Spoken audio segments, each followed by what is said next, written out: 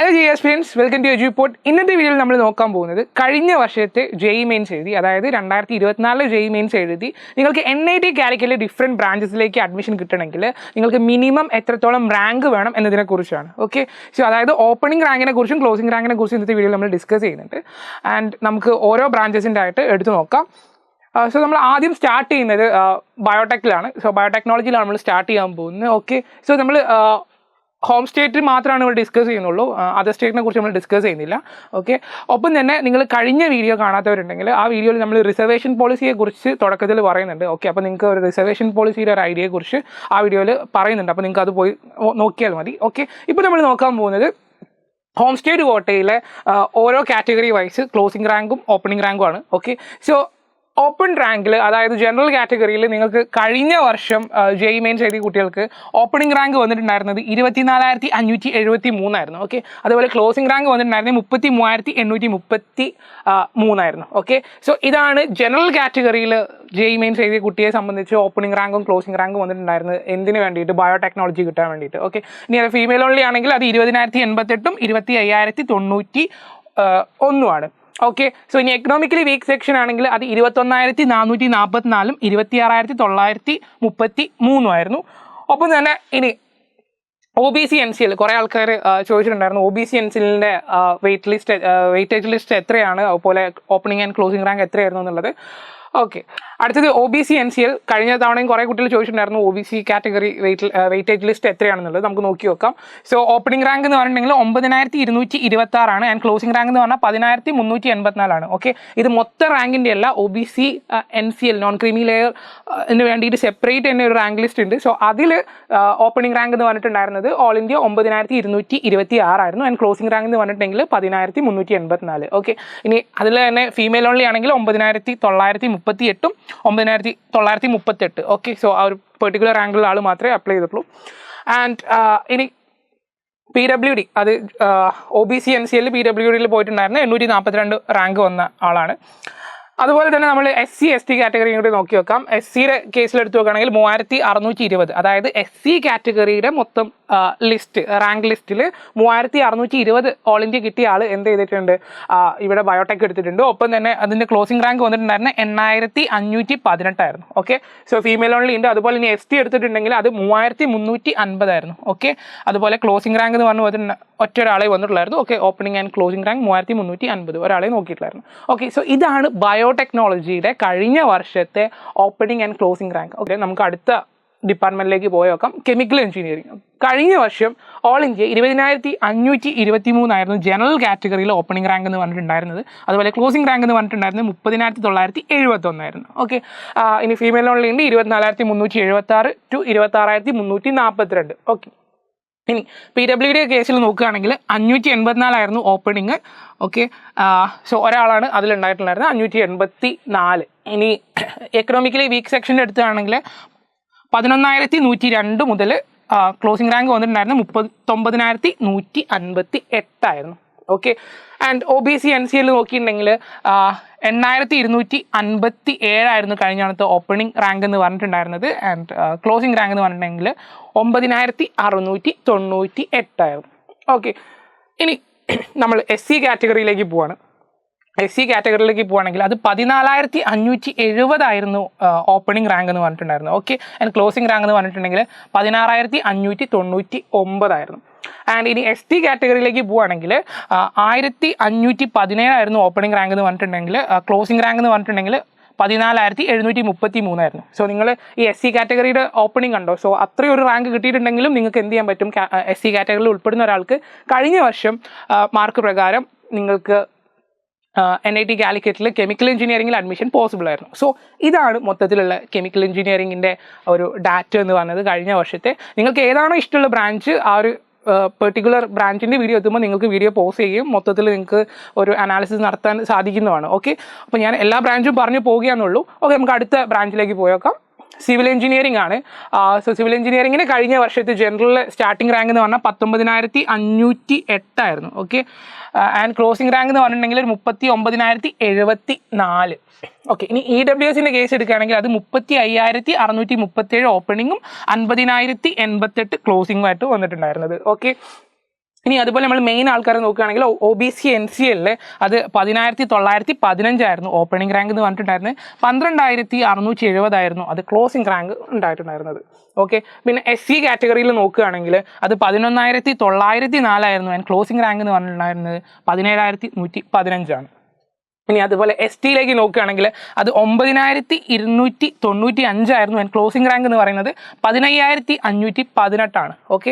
So ഇതാണ് civil എഞ്ചിനീയറിംഗിൻ്റെ കഴിഞ്ഞ വർഷത്തെ ഡാറ്റ എന്ന് പറഞ്ഞിട്ടുണ്ടായിരുന്നത്. ഇപ്പോൾ നമ്മൾ നേരത്തെ പറഞ്ഞ പോലെ 19,508 സിവിലിൽ ജനറലിലെ ഓപ്പണിംഗ് റാങ്ക് എന്ന് പറഞ്ഞ് വന്നിട്ടുണ്ടായിരുന്നത്. നിങ്ങൾ കെമിക്കൽ എടുത്ത് നോക്കുകയാണെങ്കിൽ അത് 20,523. ഓക്കെ. സോ ഓൾമോസ്റ്റ് ഒരു 20,000 റേഞ്ചിലാണ് കെമിക്കലിലാണെങ്കിലും സിവിലിലാണെങ്കിലും കഴിഞ്ഞ വർഷം ഓപ്പണിംഗ് റാങ്ക് വന്നിട്ടുണ്ടായിരുന്നത്. അതായത് നമ്മളൊരു പെർസെൻറ്റേജിലേക്ക് പറയുകയാണെങ്കിൽ ഒരു 96.78 ആ ഒരു റേഞ്ചിലാണ് പെർസെൻറ്റേജിൽ ഉണ്ടായിട്ടുണ്ടായിരുന്നത്. ഓക്കെ. സോ ഓൾമോസ്റ്റ് ഒരു 97% അടുത്തുണ്ടെങ്കിൽ നിങ്ങൾക്ക് സുഖമായിട്ട് കെമിക്കൽ അല്ലെങ്കിൽ സിവിൽ അഡ്മിഷൻ പോസിബിൾ ആവുന്നതാണ്. ഓക്കെ. ഇനി അടുത്ത് നമ്മൾ നോക്കാൻ പോകുന്നത് കമ്പ്യൂട്ടർ സയൻസ് ആണ് most demanded. Okay. So general കാറ്റഗറിയിൽ കഴിഞ്ഞ തവണത്തെ ഓപ്പണിംഗ് റാങ്ക് എന്ന് പറഞ്ഞിട്ടുണ്ടായിരുന്നത് 454 ആൻഡ് ജനറൽ കാറ്റഗറിയിൽ ഒരാൾ മാത്രമാണ് കഴിഞ്ഞ തവണ അഡ്മിഷൻ എടുത്തിട്ടുണ്ടായിരുന്നത്. ഓക്കെ. ഇനി അടുത്തത് EWSൻ്റെ കേസിൽ എടുത്ത് നോക്കുകയാണെങ്കിൽ അത് 1,672 ഓപ്പണിംഗ് റാങ്ക് എന്ന് പറഞ്ഞിട്ടുണ്ടായിരുന്നത് ആൻഡ് 7,421 അത് ക്ലോസിംഗ് റാങ്ക് ഉള്ളത്. ഓക്കെ. ഇനി OBC NCയിലാണെങ്കിൽ ഒരു 2,021 ഓപ്പണിംഗ് റാങ്ക് എന്ന് പറഞ്ഞത്. 3,772 വരെ OBC NCL ക്ലോസിംഗ് റാങ്ക് പോയിട്ടുണ്ട്. ഓക്കെ. ഇനി SC കാറ്റഗറിയിൽ ഉൾപ്പെടുന്ന ഒരാളാണെങ്കിൽ നിങ്ങൾക്ക് അത് ഓപ്പണിംഗ് റാങ്ക് കഴിഞ്ഞ വർഷം വന്നിട്ടുണ്ടായിരുന്നത് 1931 ആൻഡ് ക്ലോസിംഗ് റാങ്ക് വന്നിട്ടുണ്ടായിരുന്നത് 5,379. അതുപോലെ തന്നെ ST കാറ്റഗറി എടുത്ത് നോക്കുകയാണെങ്കിൽ കഴിഞ്ഞ വർഷം ഓപ്പണിംഗ് റാങ്ക് വന്നിട്ടുണ്ടായിരുന്നത് 405 ആൻഡ് ക്ലോസിംഗ് റാങ്ക് വന്നിട്ടുണ്ടായിരുന്നത് 1,054. ഓക്കെ. സോ ഇത് മൊത്തം റാങ്ക് ആയിട്ട് നിങ്ങളിത് കണക്കാക്കരുത്. സെപ്പറേറ്റ് കാറ്റഗറി വൈസ് നമുക്ക് എന്തുണ്ട് റാങ്ക് ഉണ്ട്. അപ്പോൾ ആ കാര്യത്തിൽ ആരും ഡൗട്ട്ഫുൾ ആവരുത്. ഓക്കെ. സോ ഇപ്പോൾ STയിൽ സ്റ്റാർട്ടിങ് വന്നിട്ടുള്ളത് 405 എന്ന് പറഞ്ഞിട്ടുണ്ടെങ്കിൽ ST കാറ്റഗറിക്ക് ഒരു സെപ്പറേറ്റ് ഒരു റാങ്ക് ലിസ്റ്റ് ഉണ്ടാവും. സോ അതിൽ 405 വന്ന ആൾക്കാർക്കാണ് കഴിഞ്ഞ വർഷം CS ഓപ്പണിംഗ് റാങ്ക് ആയിട്ട് വന്നിട്ടുണ്ടായിരുന്നത് ആൻഡ് ക്ലോസിംഗ് റാങ്ക് വന്നിട്ടുണ്ടായിരുന്നത് 1,054. ഓക്കെ. സോ ഇതാണ് കമ്പ്യൂട്ടർ സയൻസ് എഞ്ചിനീയറിംഗിൻ്റെ ഹോം സ്റ്റേറ്റ് കോട്ടയുടെ കഴിഞ്ഞ വർഷത്തെ ഓപ്പണിംഗ് ആൻഡ് ക്ലോസിംഗ് റാങ്ക് എന്ന് പറഞ്ഞത്. നമുക്ക് അടുത്ത ബ്രാഞ്ചിലേക്ക് നോക്കാം. Electrical and electronics engineering. Okay. So CS പോലെ തന്നെ ഡിമാൻഡിങ് ആയിട്ടുള്ളൊരു ബ്രാഞ്ചാണ്. സോ കഴിഞ്ഞ വർഷത്തെ ജനറൽ ഓപ്പണിംഗ് റാങ്ക് എന്ന് പറഞ്ഞു വന്നിട്ടുണ്ടായിരുന്നത് 14,706 ആൻഡ് ക്ലോസിംഗ് റാങ്ക് വന്നിട്ടുണ്ടായിരുന്നത് 19,346. ഓക്കെ. സോ ജനറൽ റാങ്ക് നമ്മൾ നോക്കുകയാണെങ്കിൽ ആൻഡ് ഇനി EWSലേക്ക് നമ്മൾ നോക്കുകയാണെങ്കിൽ അത് ഒരു 18,329 ഓപ്പണിംഗ് റാങ്ക് എന്ന് പറഞ്ഞിട്ടുണ്ടായിരുന്നത് ആൻഡ് ക്ലോസിംഗ് റാങ്ക് എന്ന് പറഞ്ഞിട്ടുണ്ടായിരുന്നെങ്കിൽ അത് 26,509. ഓക്കെ. നിങ്ങൾ PWD നോക്കുന്ന ആളാണെങ്കിൽ നിങ്ങൾക്ക് അത് 1,001 കഴിഞ്ഞാണ് വന്നിട്ടുണ്ടായിരുന്നത്. ഒരാൾ മാത്രമാണ് 1,001 അപ്ലൈ ചെയ്തിട്ടുണ്ടായിരുന്നത് കിട്ടിയിട്ടുണ്ടായിരുന്നത്. ഓക്കെ. ആൻഡ് OBC NCLലേക്ക് പോവുകയാണെങ്കിൽ 4,855 റാങ്ക് വരെയുള്ള ആൾക്ക് കഴിഞ്ഞ തവണ പോസിബിൾ ആയിരുന്നു ഓപ്പണിംഗ് റാങ്ക് വഴി പോസിബിൾ ആയിരുന്നു. ഓക്കെ. ആൻഡ് ക്ലോസിംഗ് റാങ്ക് എന്ന് പറഞ്ഞ് വന്നിട്ടുണ്ടായിരുന്നത് 5,438. ഇനി SCയിലേക്ക് പോവുകയാണെങ്കിൽ അത് 3,684 opening rank and closing rank എന്ന് പറഞ്ഞത് 9,473. ഇനി ST കാറ്റഗറിയിലേക്ക് പോകുകയാണെങ്കിൽ അത് 3,826 opening rank and closing rank എന്ന് പറയുന്നത് 7,932.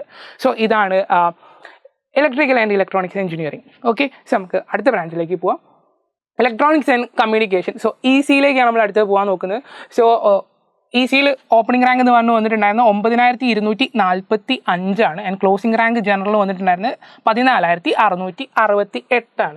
ഓക്കെ. PWD കേസ് എടുത്ത് നോക്കിയിട്ടുണ്ടെങ്കിൽ 710 റാങ്ക് വന്നിട്ടുണ്ടായിരുന്നത് PWD ആൻഡ് EWS എടുത്ത് നോക്കുകയാണെങ്കിൽ അത് 2,300 ഓപ്പണിംഗ് റാങ്ക്. ക്ലോസിംഗ് റാങ്ക് എന്ന് പറഞ്ഞത് 15,176 വരെ സംഭവിച്ചിട്ടുണ്ട് EWSൽ പോയിട്ടുണ്ട്. ഓക്കെ.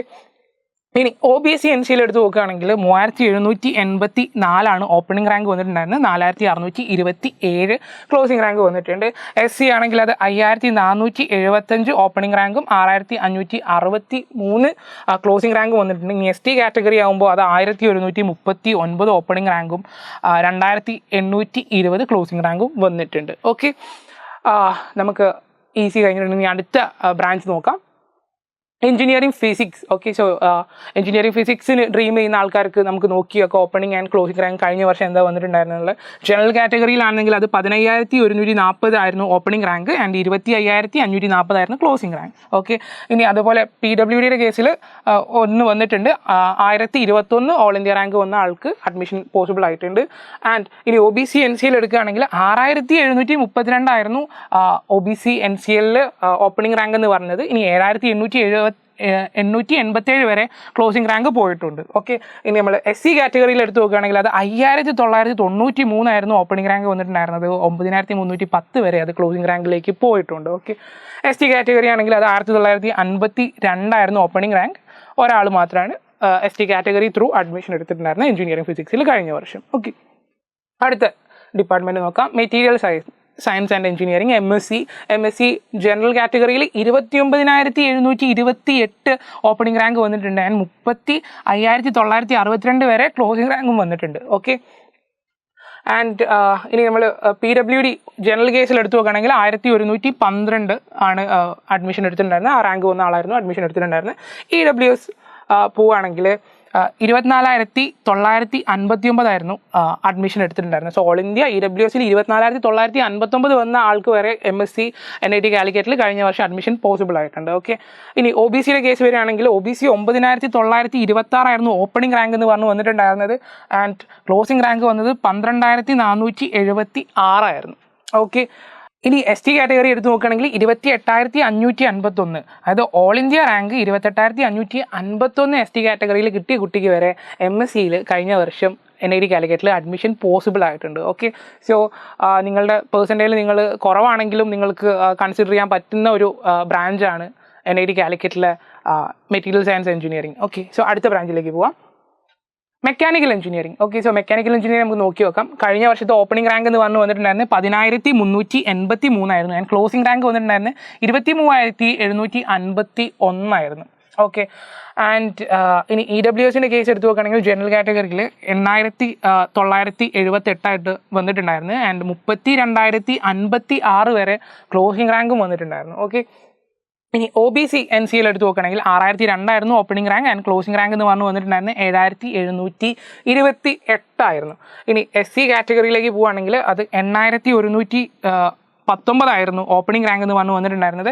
14,185 ആയിരുന്നു ക്ലോസിംഗ് റാങ്ക് വന്നിട്ടുണ്ടായിരുന്നത്. ഇനി ST കാറ്റഗറിയിലേക്ക് പോവുകയാണെങ്കിൽ 9,009 ആയിരുന്നു ഓപ്പണിംഗ് റാങ്ക് ഉണ്ടായിരുന്നത്. 17,188 ക്ലോസിംഗ് റാങ്കും വന്നിട്ടുണ്ട്. സോ ഇതാണ് കഴിഞ്ഞ വർഷത്തെ മെക്കാനിക്കൽ എഞ്ചിനീയറിംഗിലെ opening and closing ranks. Okay, അടുത്ത ബ്രാഞ്ച് നോക്കാം, production engineering. Okay, final branch production engineering.